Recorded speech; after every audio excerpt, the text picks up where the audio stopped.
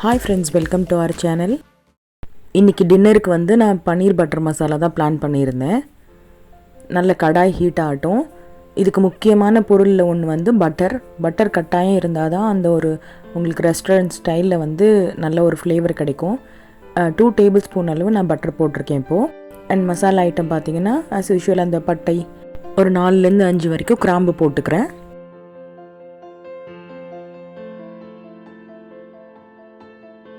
இப்போ வந்து காரத்துக்காக 2 பச்சை மிளகாய் நான் ஆட் பண்ணிக்கிறேன். உங்களுக்கு எந்த அளவுக்கு காரம் வேணுமோ அதுக்கு தக்கன நீங்கள் பச்சை மிளகாய் ஆட் பண்ணிக்கோங்க. பச்சை மிளகாயை நல்லா வதக்கி விட்டுடுவோம். இப்போ இது கூடவே நம்ம பூண்டு வந்து நான் ஒரு 4 பல் எடுத்திருக்கேன். நல்லா இது பெரிய சைஸ் பூண்டுன்றதுனால 4 பல் போட்டிருக்கேன். அப்புறம் சின்னதாக துண்டு இஞ்சி வந்து 2ஆக வெட்டி போட்டிருக்கேன். என்னென்னா நம்ம இதெல்லாம் வதக்கி விட்டுட்டு நம்ம மிக்சரில் அரைக்க தான் போகிறோம். இப்போ வந்து இந்த போர்ஷனுக்கு நான் பெரிய சைஸ் வெங்காயம் வந்து 2 எடுத்திருக்கேன். நம்ம அரைக்க தானே போகிறோம், அதனால நம்ம ஸ்லைஸாக வெட்டியிருக்கேன். நீங்கள் எந்த மாதிரி வேணாலும் வெட்டிக்கலாம். வெங்காயம் பார்த்தீங்கன்னா நல்லா கேரமலைஸ் ஆகணும்னு இல்லை, அந்த கலர் மாறுற அளவுக்கு நம்ம வதக்கி விட்டால் போதும். ஓரளவுக்கு அந்த கலர் மாறும் இல்லைங்களா, கண்ணாடி மாதிரி ஆகும். அந்த டைம் வரைக்கும் நம்ம வதக்கி விடுவோம்.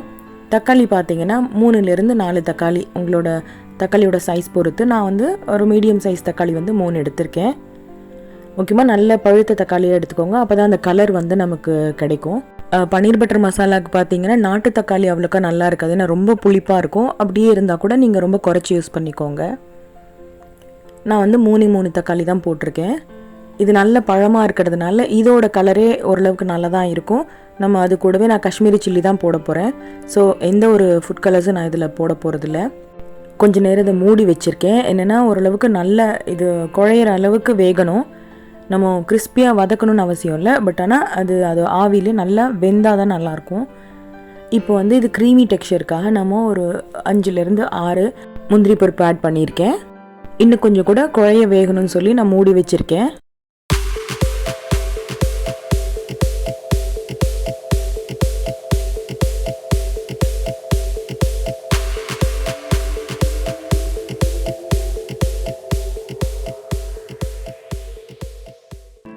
ஓகே, ஓரளவுக்கு பச்சை வாசனை எல்லாம் போயிடுச்சு. இனி வந்து இதை ஓரளவுக்கு நல்லா கம்ப்ளீட்டாகவே ஆற வச்சுட்டு நம்ம மிக்சரில் மாற்றி நல்ல ஃபைன் பேஸ்ட்டாக இப்போ நம்ம அரைச்சிக்கலாம். இந்த பேஸில் முக்கியமான ஒரு விஷயம் பார்த்தீங்கன்னா, இந்த வெங்காயம் தக்காளி வந்து ரொம்ப கிறிஸ்பியாக எண்ணெயில் வறுபட்டுருக்கக்கூடாது. அதே சமயம் அதோட தண்ணியிலே நல்ல குக்காக இருந்தால் ரொம்ப நல்லாயிருக்கும். பேஸை பாருங்கள், இந்த கலரில் தான் எனக்கு கிடச்சிருக்கு. ஓரளவுக்கு இன்னும் கூட நீங்கள் ஃபைன் பேஸ்ட்டாக அரைச்சிக்கிறதுனா அரைச்சிக்கோங்க. இப்போது அகெயின் வந்து ஒரு பேனில் பட்டர் ஆட் பண்ணிக்கோங்க. இது உங்களோட விருப்பம் தான், நீங்கள் எவ்வளோ வேணாலும் போட்டுக்கலாம். நம்ம எவ்வளோ பட்டர் போடுறோமோ அவ்வளோ யம்மியாக இருக்கும். நம்ம ஏற்கனவே பட்டை கிராம்பெல்லாம் போட்டதுனால நான் ஒரே ஒரு பே லீஃப் மட்டும் போட்டிருக்கேன். நல்ல மெலிசாக நறுக்கி வச்ச வெங்காயம் சேர்த்துக்கலாம். இது வந்து ஒரு 1/2 ஆனியன் போட்டிருக்கேன். நான் பாதி இருக்கும் வெங்காயம், அவ்வளோதான் போட்டிருக்கேன். இப்போ இது கூடவே 2 ஸ்பூன் அளவுக்கு நான் காஷ்மீரி சில்லி பவுடர் சேர்த்துக்க போகிறேன். இது அவ்வளோக்கா காரம் கொடுக்கலனா கூட கலர் ரொம்ப அழகாக வரும். நம்ம கலர் பவுடரே சேர்க்கணுன்னு அவசியம் கிடையாது. அப்புறம் நல்ல ஸ்பைசி ஃப்ளேவருக்காக கரம் மசாலா 1/4 டீஸ்பூன் அளவு போடுறேன். கொஞ்சமாக மஞ்சள் பொடியும் நான் சேர்த்துக்கிறேன். ஒரு சிலர் போடுவாங்களான்னு எனக்கு தெரியல, பட் ஆனால் நான் எல்லா சமையல்லையுமே மஞ்சள் பொடி அவசியமாக சேர்த்துப்பேன். சப்போஸ் நான் வந்து இதில் காரத்துக்கு தனி மிளகாய் தூள் எதுவும் போடலை. என்னென்னா காஷ்மீரி சில்லியில் அவ்வளோ காரமும் இருக்காது. உங்களுக்கு நல்ல காரம் வேணும்னா நீங்கள் பச்சை மிளகாய் அதிகமாக ஆட் பண்ணிக்கோங்க. அப்படி இல்லைன்னா காரத்துக்கு மிளகாய் பொடி கூட சேர்த்துக்கலாம். இப்போ நம்ம அரைச்சி வச்சுருக்க அந்த பேஸ்ட்டை வந்து ஆட் பண்ணிக்கலாம். என்னென்னா ஒரு செகண்ட்லேயே நம்ம போட்ட அந்த பொடிகள்லாம் வந்து கிறிஸ்பாக இருக்கும். ஸோ நான் அது கரைச்சி வச்ச மிச்சம் தண்ணியும் சேர்த்துக்கிறேன். உங்களோட வாட்டர் லெவல் பார்த்தோம், இது கொஞ்சம் ரொம்ப தண்ணியாக இருந்தாலும் நல்லா இருக்காது. இப்போ நம்ம அரைச்சி ஊற்றி இருக்கிறதுல முந்திரி பருப்புலாம் இருக்கிறதுனால கொஞ்சம் நல்லாவே கிளேஸியாக வரும். தேவையான அளவு உப்பு ஆட் பண்ணிக்கிறேன். இந்த டைமில் நல்ல அந்த பபிள் மாதிரி வரும். ஸோ மூடி வச்சுக்கலாம். மீடியம் ஃப்ளேம்லேயே நல்லா கொதிக்கட்டும். நம்ம முந்திரி பருப்பு போட்டிருக்கிறதுனால இடையில கொஞ்சம் நீங்கள் கிளறி விடுங்க, ஏன்னா லைட்டாக அடி பிடிக்கிற மாதிரி இருக்கும். ஓரளவுக்கு ஒரு 5 மினிட்ஸ் கொதித்த பிறகு நான் வந்து பன்னீர் ஆட் பண்ணியிருக்கேன். முக்கியமாக வந்து பன்னீர் நம்ம கட் பண்ணி கொஞ்சம் நேரம் தண்ணியில் போட்டுட்டு அதுக்கப்புறமா நீங்கள் கிரேவியில் போட்டிங்க அப்படின்னா ரொம்ப ஜூஸி அண்ட் சாஃப்டாக இருக்கும். ஒரு சிலர் வந்து பன்னீரை ஃப்ரை பண்ணியும் போடுவாங்க, அப்படியும் போட்டுக்கலாம். பட் வந்து இது மாதிரி தான் நான் யூஸ்வலாக போடுவேன். இது ரொம்ப ஜூஸியாக இருக்கும் இந்த மாதிரி போடுறது. பொதுவாக வந்து பன்னீர் பட்டர் மசாலா ஓரளவுக்கு திக் கன்சிஸ்டன்சியில் தான் இருக்கும். அப்படி தான் இருக்கணும். அப்படி இருந்தால் தான் நல்லாயிருக்கும் நம்ம சப்பாத்திக்கோ இல்லை நான்கோ தொட்டு சாப்பிட்றதுக்கு. ஸோ ஒரு 5 minutes நம்ம போட்டிருக்க அந்த பன்னீரில் எசன்ஸ்லாம் இறங்கட்டும்.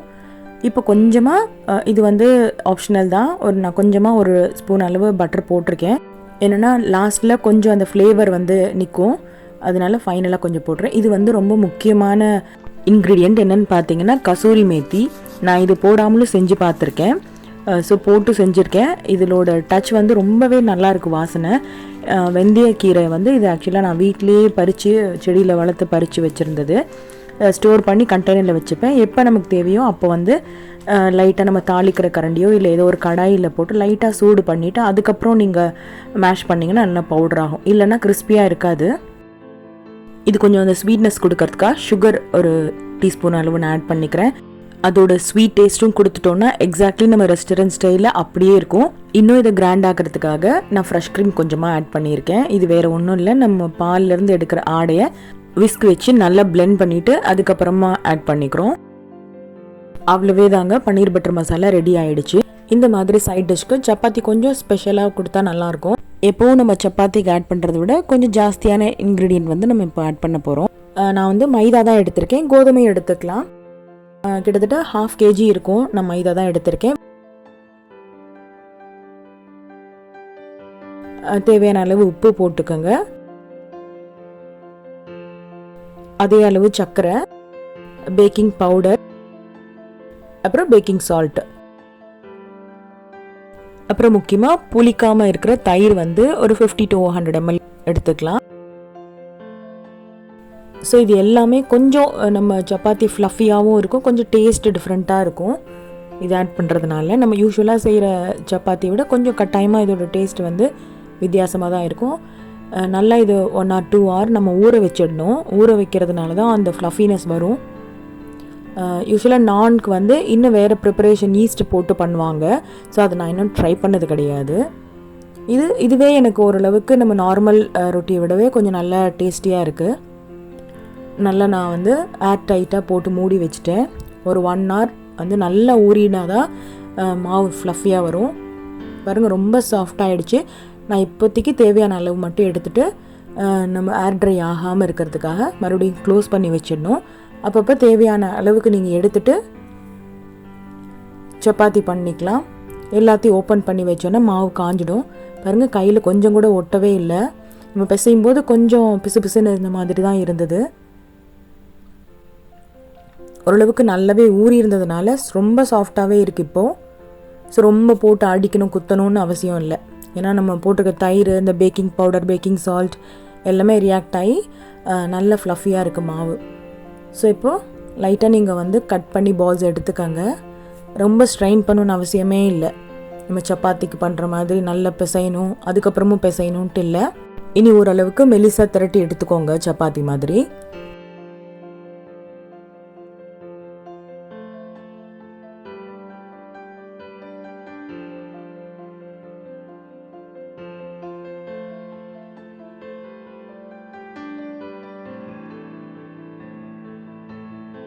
நார்மலாக நம்ம சப்பாத்தி பண்ணுற மாதிரியே தான்.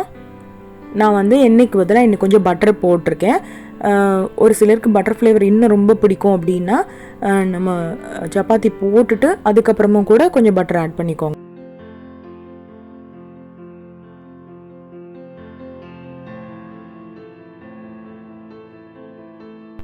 ஓரளவுக்கு 75% சப்பாத்தி ரெடியான உடனே நான் இந்த மாதிரி டைரெக்டாக அடுப்பில் வச்சு எடுக்கும்போது ஆனில் கிடைக்கிற அளவுக்கு ஃப்ளேவர் இல்லைனா கூட இந்த ஸ்மெல் கொஞ்சம் நல்லாயிருக்கும், தந்தூர் எஃபெக்ட் இருக்கும். இதே மாதிரி எல்லா ரொட்டி போட்டு எடுத்துக்கலாம். அவ்வளோதாங்க, சூப்பராக ஒரு ரொட்டி and paneer butter masala ready ஆகிடுச்சு. நம்ம இதை தான் ரொம்ப கஷ்டமான டிஷ்ஷுன்னு நினச்சி அடிக்கடி நம்ம ஹோட்டலில் ரெஸ்டாரண்ட்டில் வாங்கி சாப்பிட்றோம். ரொம்ப எளிமையாக இந்த மாதிரி நீங்கள் ஃபாலோ பண்ணிங்கன்னா சூப்பராக வரும். எப்படி இருந்ததுன்னு செஞ்சு பார்த்துட்டு கமெண்ட்ஸில் சொல்லுங்கள்.